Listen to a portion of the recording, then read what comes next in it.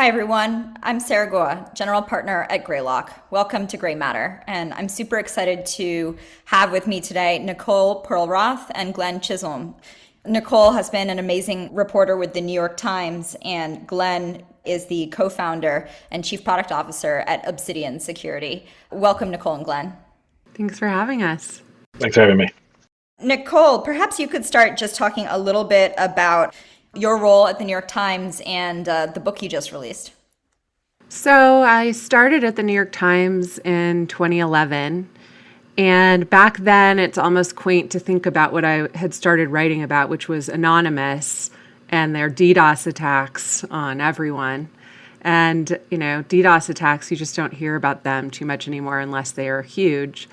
But basically, very quickly, we started seeing a pickup in these nation-state attacks. I had always been told that there were only two types of companies left in the United States, companies that had been hacked and companies that didn't know they'd been hacked yet. And I set out to get to the bottom of it, and lo and behold, the Times itself was hacked by Chinese hackers, and I was able to embed with our security team and Mandiant, which was still sort of a fledgling startup at that point, and the FBI, and unwind that attack. And a couple of years later, we got access to some of the Snowden documents, and I write about this in the book. We were told that we needed to work out of a windowless room. That was the one precondition. And if you've ever walked by the New York Times headquarters in New York, you know that it is a building that is just full of front-to-back windows. There's actually every conference room in the building is floor-to-ceiling windows. And so the only space for us was either to work out of a bathroom or to work out of Arthur Sulzberger's storage closet. And so for months, we worked out of the storage closet, left our devices at home, walked in and pored over these top secret documents. And one of the things that kept coming up was clearly the NSA had a backdoor into every piece of commercial technology on the market. There are many, many references to that. But they also had these littered references to our commercial partners, our security partners, our malware developers in the private sector. And at that point, I'd always heard that there was a gray market for hackers who find 0 days and the tools to exploit them for governments. But clearly what I was looking at was some sort of proof of this. And I spent the next 7 years essentially trying to get to the bottom of this market. And that is what the book is about. I tried to write a really character-driven account of the market, and I picked people who symbolized one slice of the market.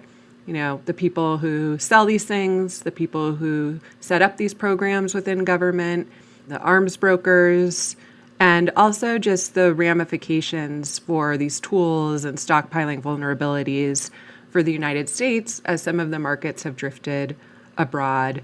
And these tools are no longer just used for classic espionage. They're used for surveillance. They're turned on their own people. And increasingly, they're used for attacks on critical infrastructure, like the ones we're unwinding right now and seeing in a small town in Florida. I am excited to talk more about it, but I'd say, 7 years later, it's terrifying to discover there's no bottom, right? It's an amazing, amazing reporting and an amazing book, but that's part of my conclusion from reading it so far. Glenn, you've been a practitioner yourself defending, massive enterprise networks and critical infrastructure. You've been CTO at Cylance from early to scale. Tell us a little bit about Obsidian Security and why you started the company. Several of us came together and we all had different backgrounds. Obviously, when Nicole was busy writing about Anonymous, I was busy trying to deal with it and defend against it. And when Nicole was experiencing, nation state activities against her company, we were defending against those nation state activities against us. And I think it's, it's one of those things where you get shaped by these experiences and you get shaped by having to sort of protect against these various problems.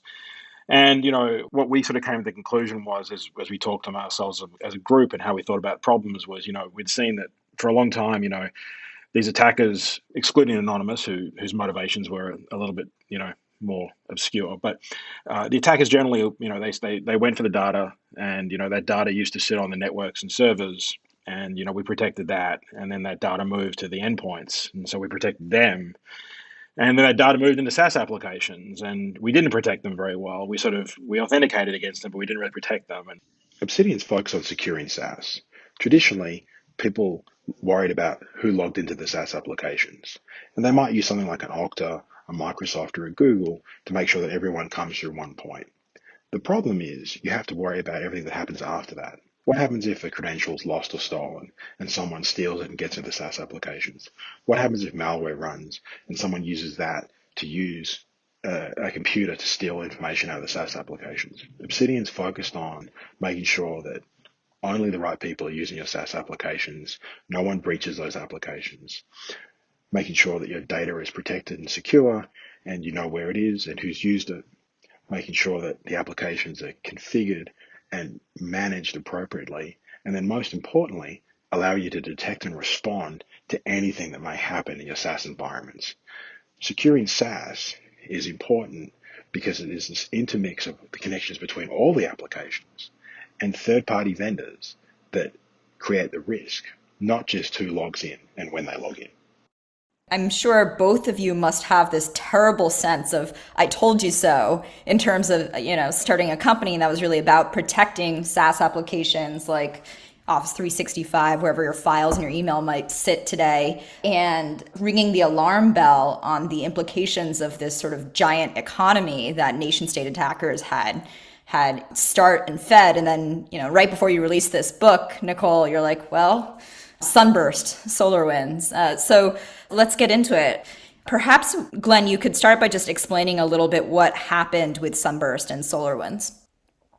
What it's fair to say is that we saw a nation-state attacker that the US sort of intelligence agencies attribute to Russia break into a company called SolarWinds. And SolarWinds is a really interesting company in the fact that it's very ubiquitous. It wasn't one of those brands that everyone knew and loved, but it was a brand that everyone in IT knew and used. And that software was everywhere. It was installed in a large number of places. And the attacker broke in there. And their intention was obviously use that as a way to get elsewhere.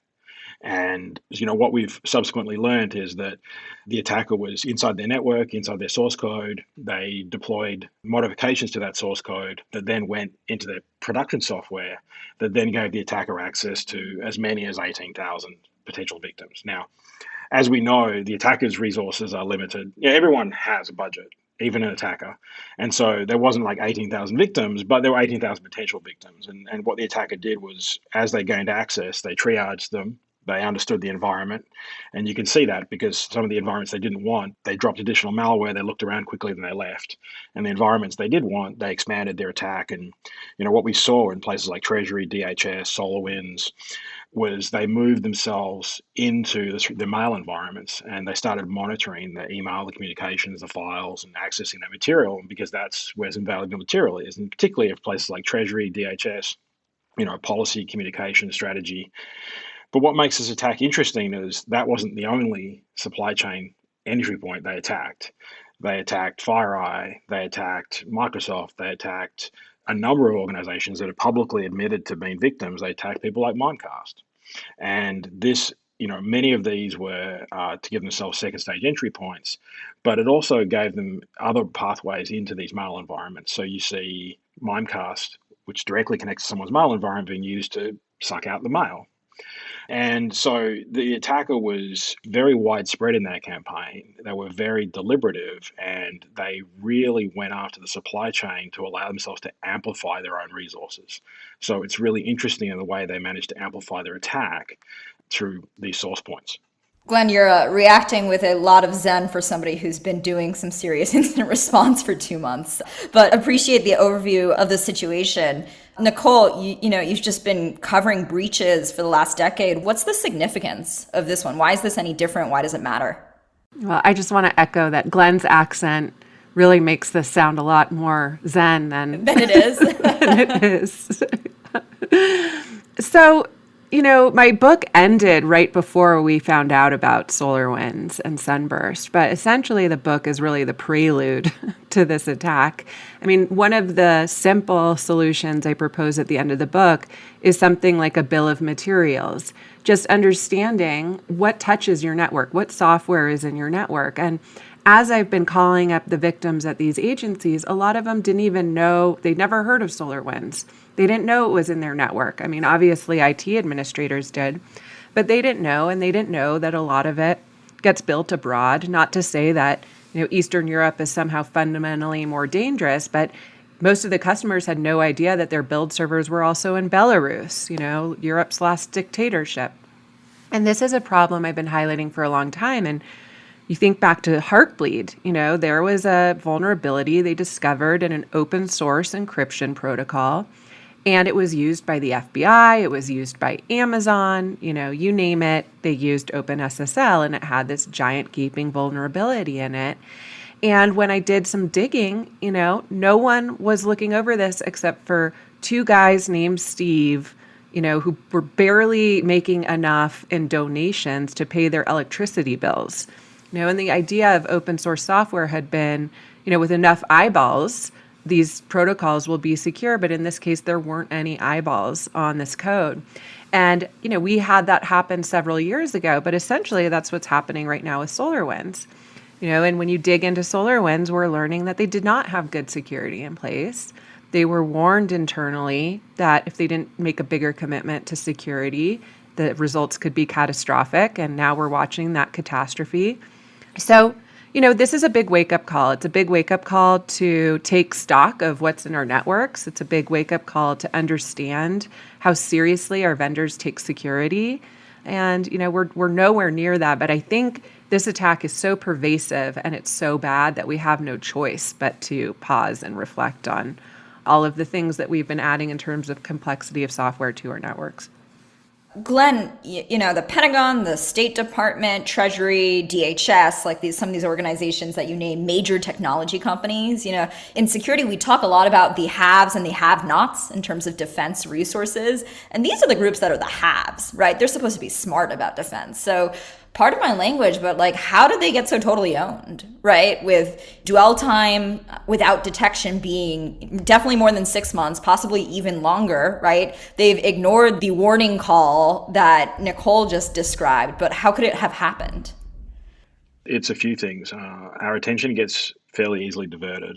And there was this sort of narrative that was spreading around that these nation state attacks were diminishing and there was a reduction in them, and that narrative started to spread, and I think people become complacent very, very quickly in security because it is a difficult thing to think about through the attack scenarios as one sort of contemplates these. I think so. People start looking at where the ball was, not where the ball's going. And I'm not a particularly sporty person, but following going to scanning where the puck is important, particularly in security. And it is very obvious that we weren't looking there. And so, what we found is a lot of these environments, the attacker was inside their 365 environments for an extended period of time. What we did see, though, is we saw sophisticated organizations did fend off the attack with, appropriate defenses. And then what we also saw was, a company like FireEye that had sophisticated security team were the ones to detect it. They were the ones to identify it. And then more importantly than any of those things, they were the ones to responsibly disclose it and do it in a way that was the absolute best way to do it. And so, what is critically important here is the sharing and spreading of information. And I think Nicole did touch upon that in a large sense. And so I suppose the short version is we became complacent on nation state attacks. We became very fixated on these Chinese industrial espionage type attacks. And the government moved their eye away from where they should have been in the cyberspace and moved it towards other areas. And in doing so, allowed us to suffer badly. I have certainly heard from many practitioners and leaders of significant security teams over the last 5 years basically say, we solved it, right? Basic truce, Obama brokered truce. And clearly there's more than one actor out there, right? And that complacency seems to have come back and bitten us all. Is it unavoidable? Nation state espionage is a constant norm. And, I suppose the absence of information should never have been taken as confirmation of the problem going away. It just should have been taken as the fact that we weren't looking hard enough. And, considering the criticality and importance of this, the idea that a foreign nation state can sit in DHS and the Treasury, particularly when that nation state has been repeatedly accused of meddling in US elections, and while that particular sort of counterintelligence process was going on, the nation state was inside organizations like that, is deeply concerning. And it's a failure from corporations all the way through to government, corporations need to be responsible for their own protection, their own infrastructure. And as I say, as they evolve their infrastructure, as they evolve their capabilities, they have to evolve their security capabilities. They can't just be worried about what they worried about last year. Nicole, I want to go back to something both that you said and that is in the book, which is really espionage, including, modern digital espionage, is kind of accepted as a fact of life. But something very different is happening today because the dragnet is so much bigger, right? It's not, oh, we might have some very scary visibility as an attacker into coming policy changes. It is all the communications and digital behaviors of all people all the time, right? And now you have the risk and the reality of kinetic attacks, right? What does it mean to take cybersecurity more seriously given that pretty fundamental change? I was thinking this morning, someone said, it must be so frustrating to watch these attacks play out when you know that they were inevitable. And I was thinking about how in Eskimo language, they say they have like 100 different words for snow. I feel like there should be 100 different words for frustrating in the security industry. When you see these attacks that were going to happen, that were inevitable, but we didn't do anything to change our patterns of behavior. It's incredibly frustrating, and frustrating doesn't even get to the half of it. But I think, in general, 20 years ago, once we started rolling espionage into digital technology, which was inevitable, it was all fair play, because if Russia was using one software, and if we found a vulnerability in Russian software, we would stockpile it and use it to spy on Russians, no problem. China was using Huawei, Syria, Sudan, North Korea, they were all using Huawei, and we were using our own routers and switches. But because of globalization, we've all migrated to the same systems. So when you find a vulnerability in iOS software, that doesn't just enable you to spy on terrorists or on Russian officials at the Ukraine embassy. It creates a vulnerability for Americans too. And I think our eye was really on, let's spy on as many systems as we possibly can, and we will turn over the low-hanging fruit to companies to patch, and we'll, occasionally raise a red flag and say, yeah, you need to go patch this, or this is a major vulnerability you need to work on, and turn on two-factor authentication. But as we've seen in each passing attack, we are very good at offense. We are, here in the United States, the most sophisticated cyber superpower on the globe. We might be tied with the UK or Israel, but probably chances are we're still the biggest player in this space. But we are also the most targeted. Most attackers, nation-state attackers and cyber criminals, see systems of interest to profit on, to steal intellectual property from in the United States. And so we are one of the most frequent targets, and we are one of the most vulnerable because we are the most digitally connected. And I found this McKinsey report. We're hooking up the Internet of Things at a rate of 127 new devices per second. I mean, that's stunning. And nowhere along the way did we stop to say, should we be hooking up 127 pacemakers and water treatment facility controls to the internet?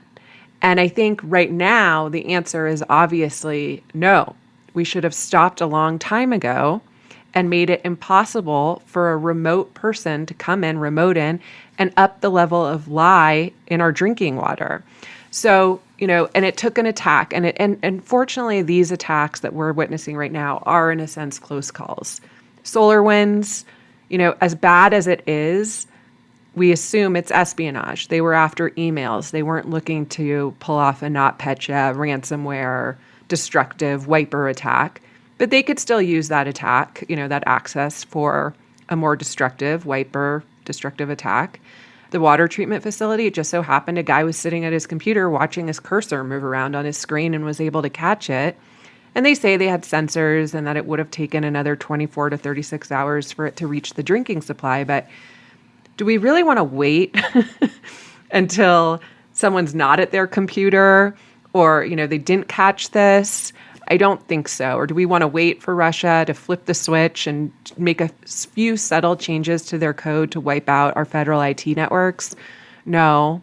So I think right now is the perfect opportunity with a new administration coming in and the fact they've inherited these IT networks that they just can't trust, that we really have no way forward but to take stock of our own systems and vulnerabilities.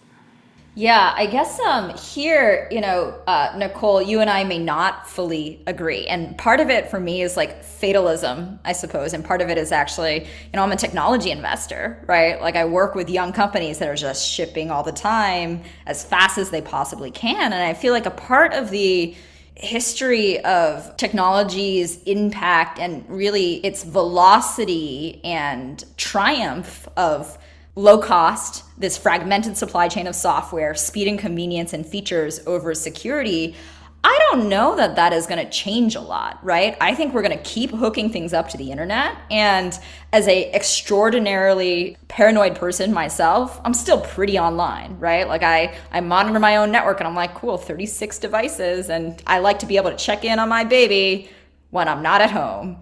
I realize that's an exposure surface for other people, but I still want the internet. And so maybe I'll also ask Glenn to weigh in here, which is like, if we assume we're going to continue with some similar pace of adoption of this just connectedness and technology adoption and increase in data on the internet, like what can we improve about security and defense if it's not cutting back technology or slowing down technology adoption? I think that one of the nice things about some of the younger companies, the way they're doing things now is the speed, the inclination is to push secure code. And I think that we've started making changes that weren't around when I went through school. There was no such thing as defensive programming. There was, it just didn't exist. There wasn't a concept. And I'm aging myself, but the reality is that it starts with the creation. And if the creation is secure, then that helps the model. You can still end up with vulnerabilities, and you will still end up with vulnerabilities.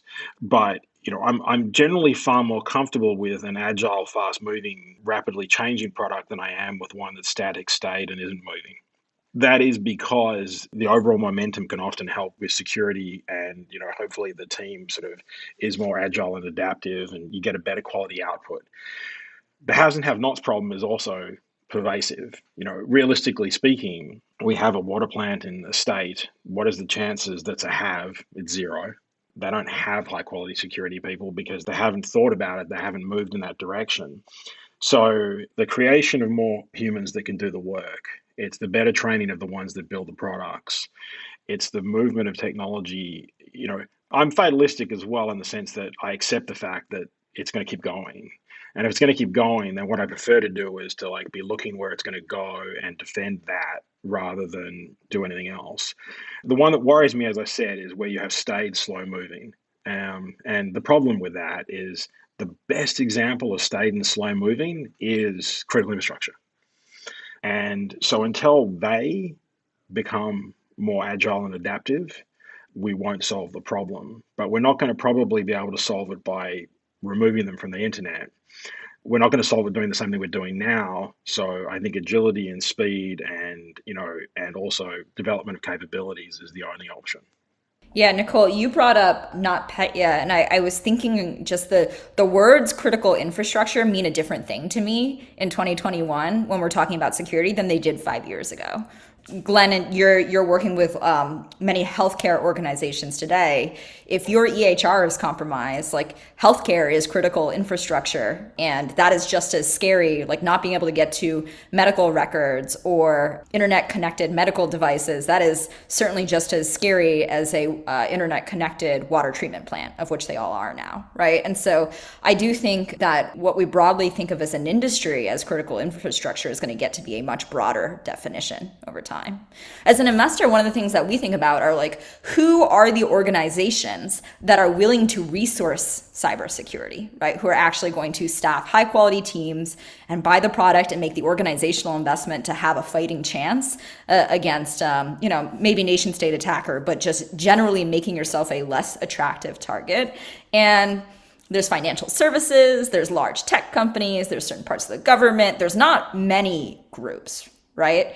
And I asked you guys about some of the change you hope to see. The change I hope to see is more people recognizing the attitude of, well, what's a little data loss is not accurate today, right? And I think that's true for many industries that are not sort of heavily cybersecurity regulated today. Nicole, what would you add? Like, what other change would you hope to see in from a government perspective or a private sector perspective? Well, it's really hard. I mean, security by design, what Glenn just called defensive programming, is something we've talked about for a long time, but we haven't really incentivized companies to practice security by design. And there's a couple suggestions out there. There's things like tax credits for organizations that practice secure software design. And Glenn's right. It just comes down to how we build the code. And for too long, we were shipping. We were moving fast and breaking things and just getting product to market. And now we're seeing what the trade-off is for security and for attacks. I also think we do need to take stock of what's in our systems. I think we need to know what's hitting our networks. I think we need to know how much of it is built domestically. We need to know where it's built, where it's tested, where it's being updated from. I also think that we need to stop leaving ourselves more vulnerable. That's it.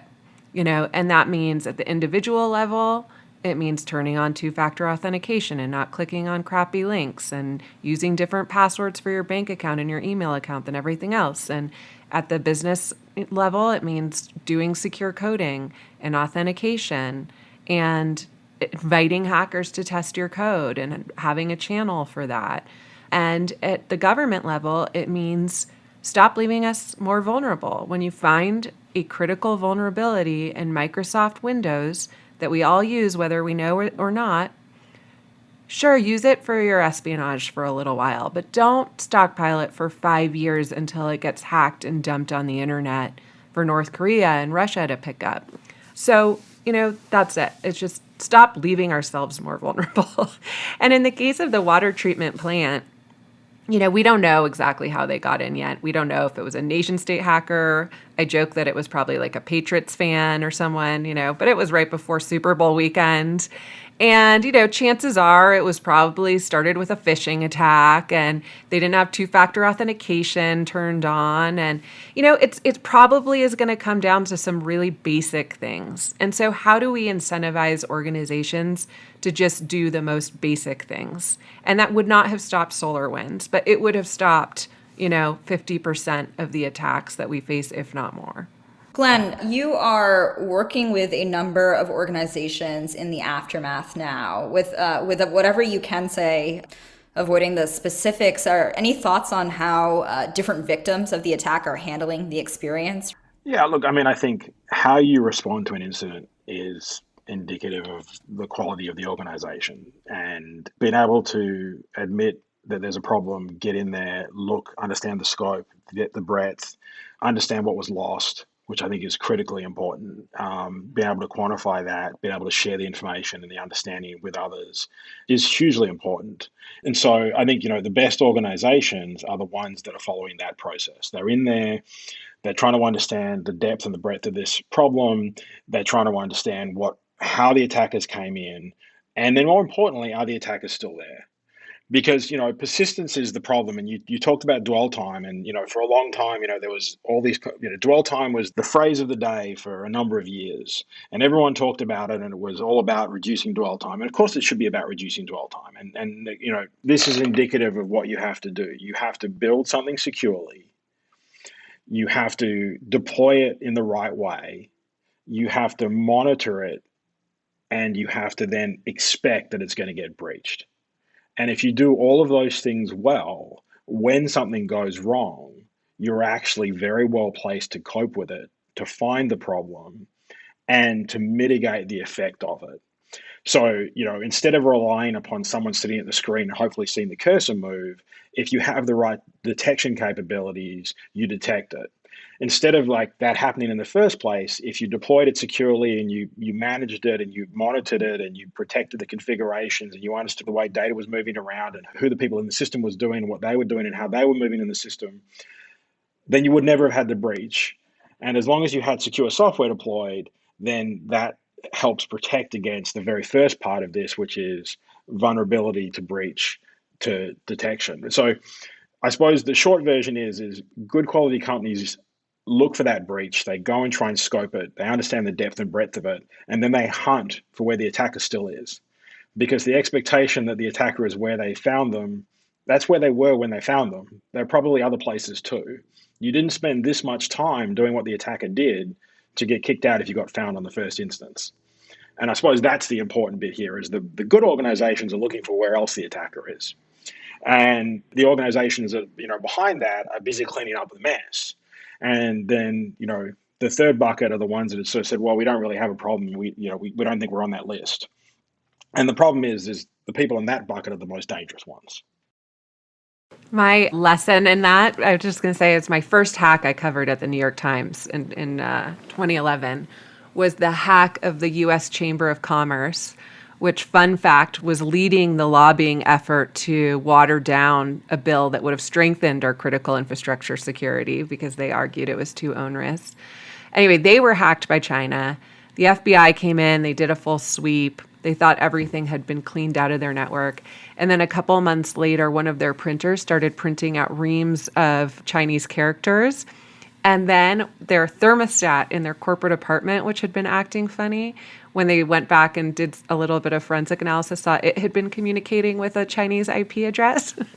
That was the first attack I covered at the New York Times. So ever since then, I've learned the lesson that Glenn is saying, which is, once they're in, you really need to find out just how far into your systems they got. And that is what the truly scary thing is about SolarWinds, this attack, is they were in there for 9 months, if not longer, before FireEye caught them. How many back doors did they plant? And, if it ends up being the SVR, the unit of Russian intelligence that we've heard it is, they also hacked the White House and the State Department back in 2014, 2015. And what I remember about that attack from talking to the people who were on the ground there was that at one point they even took over the RSA Net Witness tool that they use for their forensic investigation so that they could basically let investigators think that they had removed every backdoor when they hadn't. They were just seeing what they were detecting and making sure they were doing something else. And they were really staying one step ahead of them. And that if that is the group that we are now dealing with that was inside our systems for 9 months, it could be months, if not years, before we can confidently say that we've actually really eradicated them. I think one of the things that actually makes being a defender the hardest is the psychology of never assume victory is a very difficult one for organizations to accept. And I think, people who have been working in cybersecurity for a long time, they're in this furious getting to the bottom of it mode, like you were saying, Nicole, but they will assume that they don't get to the bottom of it. And I think the combination of two things makes it such an important mission for me personally, where I think the pace of technology change, where that loop that Glenn was describing of let me shrink my surface area and protect myself, let me respond quickly, right? And let me continue hunting. That is really hard when your surface area continues to move, right? I think the continued expansion of that surface area, the shift of that to the cloud and SaaS applications, that just seems to be that combined with the psychology of we can't actually win in any permanent way, I think is really tough for everybody from agencies to large organizations to accept. But I actually am much heartened by this Sunburst episode because, as Glenn said, it seems possible to have temporary victories, right? And we did find out it was happening at some point with no world-ending disaster as of yet. So that's as much as I can sort of garner for optimism right now. Let's go to just thinking forward a little bit. I'd say one of the big scary takeaways for me from your book, Nicole, and generally from working in info security is that, like you said, the US we're number one. We're the big dog in terms of cybersecurity, especially offensive capabilities versus other nations. But the takeaway for me is it doesn't take our $1 trillion defense budget to catch up, right? It takes a building full of hackers, and now you don't even have to own those hackers. They're contractors. They can live in Argentina. And so how do you think we can address that from a policy perspective? Because that seems like a pretty challenging structural issue where, the U.S. is the biggest physical defensive power in the world, but we don't have the same dominance on cyber. Yeah, it's a really hard problem to solve any way you look at it. Even Brad Smith at Microsoft has been pretty vocal proponent of a digital Geneva Convention. And when you talk to American officials, they say there's no chance in hell we'll ever sign a digital Geneva Convention because we do our own attacks from Cyber Command out of the Pentagon and our espionage from the NSA. Even if Russia or China or Iran agreed to those norms, a lot of their dirty work, like you said, Sarah, gets outsourced to these contractors. And in Russia, some cyber criminal groups do the government's dirty work, and they maintain a degree of plausible deniability that we don't have here. We assumed that by being the most clever adversary in the cyber domain, we could outsmart everyone else. We could set up an early alarm system to head off attacks before they hit our own networks. And what we're learning now is actually that's not true. We missed this 9-month-long attack on the Department of Homeland Security, the very agency charged with keeping us safe. So the answer is very long, drawn out, and boring, but essentially it's we cannot outsmart our enemies. You're right. They can do in cyber with a couple $1 million, they can do a lot of damage. And it doesn't have to look like Stuxnet. It could just be wiper malware. It could just be ransomware, on a very strategic target at the right time. So all I'm saying is I don't think we need to back off offense. I mean, clearly our adversaries feel that there are no costs to some of these attacks. And our answer for a long time was sanctions and indictments, but that hasn't worked as a deterrent strategy. So I don't disagree that we need to continue to pursue offense and impose costs for some of these attacks. But I do think if we're going to continue on this active defense or offensive strategy, we need to recognize that, we do live in the glassiest of glass houses, and it doesn't really matter if we're the best offensive player if whoever can come back and, contaminate our water supply in an hour. So, the time has come to focus on defense. We don't have to stop offense, but we have to focus on defense. And a lot of that is just the boring stuff we've been talking about secure coding and authentication. And, it's not pretty, it's not sexy, but it's very necessary at this stage. And, what's it going to take, really? Are we going to wait for the water to actually get contaminated, or can we do something about it right now? Glenn, perhaps just for a broader audience here, I think there's this overall question that, a layperson or even a smart technology person often has as to, I don't run a water treatment plant. What do I care if they have my email or my documents or about the surveillance, right? And so maybe you could just describe why that data matters and what attackers might do with it, right? Because I think even just going back to OPM, the broad collection of data of your organization, your emails, anybody who's ever had a clearance, I don't think it's obvious to people why we need to care or how that data gets used. The heartening thing in some of this is the enhanced focus on privacy. And as people start to think more about that, it's a first principles movement to start to think about security in a more fundamental way. And there's lots of things to be heartened about here. So it's not all doom and gloom. Why do I care? Well, I'm not an important organization. I'm just an air conditioning contractor. Well, an air conditioning contractor cost a major US retailer hundreds of millions of dollars because that was a pathway into their network. Why do I care? It's just emails and documents. Well, if I can impersonate you effectively and I can target your aunt who happens to be someone at the State Department because I can impersonate Sarah effectively, that is a problem. If I can gather information, I can assume identities, I can assume control, I can assume, and I can start to understand my adversary. And a large part of this problem is that it was 50 years ago, it was impossible to understand your adversary sitting in Florida. Right now, it's very easy to understand your adversary sitting in Florida because you can do this information gathering process. You can start to understand people. You can start to take information that looks like low value, low quality, and if it's well targeted, it's very useful. And then you get into systems like OPM. Well, if I understand everyone inside OPM systems and OPM happens to have all the resources, happens to have all the records for everyone that isn't a member of the intelligence agency, and somebody working at an embassy doesn't appear in the OPM records, well, who do they work for? They probably don't work for state, because if they work for state, they'd be in OPM's records. So I now know who the assets are and the undeclared assets may be. And that's a very simplistic version of it. But I mean, you just imagine the depth and quantity of information that I can extract from human resource records, from personal records, from banking records. If I need to understand where you're going, what you're doing, your bank is perfect for that. You pay with everything with a credit card. I know exactly where you've been, exactly what you like. And this is the problem, is that, small amounts of information add up to high quality, valuable information when it's targeted with an attacker that's thoughtful and considered. And you cannot describe this attacker as anything other than thoughtful and considered. So last question for you is, give me one prediction for, the security industry for over the next couple of years in reaction to what's happened with Sunburst.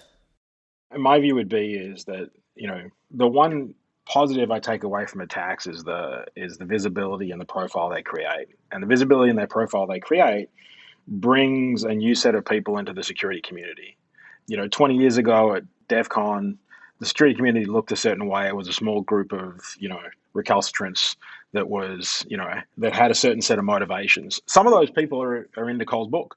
And, some of those people are very active in some of those communities. But what you've seen is this incredible influx of extraordinary talent from extraordinary people. And the more that we get those people to look at defensives, to look at capability, the more that we bring up that talent, the more that the person that was going to create the iPhone is now creating security defenses, that is a fabulous outcome, because that is where you win. Because those people are the ones that bring the original ideas. Because at the end of the day, what you're actually up against is you're up against people on the other side of the fence. And, if you look at your phone, it's infinitely more secure than your computer. And a lot of that is the security model that was built in by design. And whether that's the security team at Google, a number of whom have now moved on and gone to other places, whether that's the team at Apple, or even the things that Apple's been doing in the last few months to improve the security by some incredible young researchers that have been doing some great work. I think that's that focus, the attention, the drawing of talent, that's the outcome that we want. Yeah, I'll add my own prediction to this, which is, don't worry, I won't actually say the words machine learning, but I will imply it. The potential for us to really have the infrastructure and the technology to look at our environments in their totality and be able to understand our networks and our environments better than our attackers do, I feel like that is here from a core technical perspective, right? And that wasn't 5 years ago.